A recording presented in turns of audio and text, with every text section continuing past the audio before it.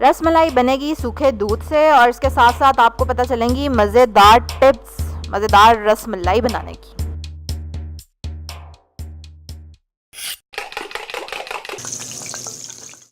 अस्सलाम वालेकुम, welcome to love to cook. You can do it, the best place for easy cooking. 1 litre दूध है तकरीबन, ठीक है, बल्कि 1 से सवा लीटर कर लें आप।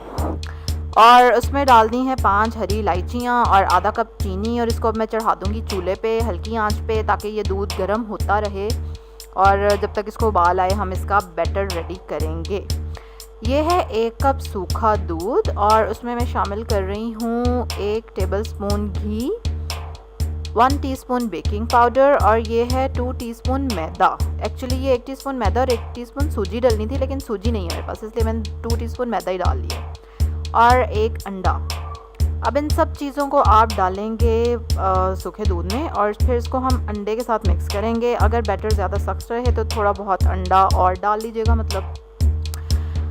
और उसके बाद हम इसको मिक्स करने के बाद इसके छोटे छोटे से बॉल्स बना लें, बेशक या लंबाई में 1-1 इंच या हाफ इंच की गोलियां बना लें। लेकिन उसका साइज़ मैं आपको बता दूं कि आपने स्मॉल रखना है, क्योंकि इसको जब हम दूध में डालेंगे ना तो इसने फूल जाना है और उसका साइज़ बहुत इंक्रीज़ हो जाएगा। दूसरी इम्पॉर्टेंट बात ये है कि आपने वो जो बॉल्स बनाने हैं ना, they should be very smooth. उनमें कोई क्रैक्स वगैरह नहीं होने चाहिए। अच्छा, ये देखें, बैटर देख रहे हैं आप, रेडी हो गया।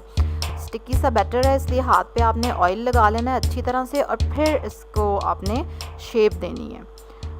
और शेप कैसी देनी है, आपने बिल्कुल स्मूथ बनाना है। बॉल्स बनाएंगे तो जल्दी बन जाएंगे, अगर आप उसको थोड़ा सा ऐसे वर्टिकल शेप देंगे तो थोड़ा टाइम लगेगा आपको।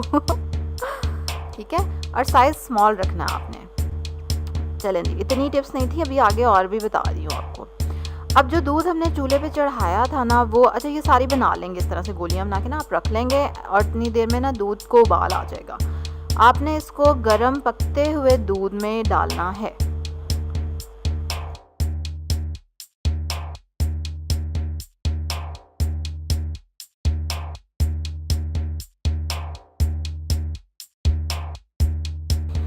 ये देखें, दूध उबल रहा है और इसमें मैंने एक एक करके रसमलाइयाँ डालनी शुरू कर दी हैं। आंच आपने तेज़ ही रखनी है, हल्की आंच पे रसमलाई नहीं बनानी, वरना वो ख़राब हो जाएगी, सख्त हो जाएगी। आंच तेज़ ही रखनी है आपने और 5 मिनट तक आपने इसको पकने देना है तेज़ आंच पे। और उसके बाद आपने फ़ौरन से चूल्हा बंद कर देना है, ठीक है, चूल्हा बंद कर देना है। और फिर आपने इसको रूम टेम्परेचर पे ठंडा होने देना और फिर रख देना है फ्रिज में।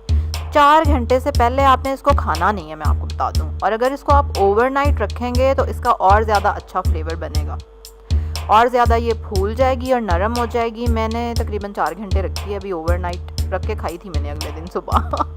जितनी ज़्यादा ठंडी होगी, जितनी ज़्यादा देर इसको आपने स्टे कराया होगा, उतनी मज़े की लगेगी। ठीक है, इसी तरह की मज़े की रेसिपीज़ अगर आप देखना चाहते हैं और इसी तरह की आप इम्पॉर्टेंट टिप्स जानना चाहते हैं तो उसके लिए आपको सब्सक्राइब करना पड़ेगा मेरे चैनल को। जो रेड बटन है ना, उस पर क्लिक करें और बेल आइकन पे क्लिक करना ज़रूरी है, वरना आपको पता नहीं चलेगा डेली जब मैं रेसिपी अपलोड करूँगी। लाइक करें इस वीडियो को, शेयर करें इसको अपनी फैमिली के साथ, उन लोगों के साथ जिनकी रसमलाई अच्छी नहीं बनती। कल एक और रेसिपी के साथ आपसे मुलाकात होगी। अल्लाह हाफिज़।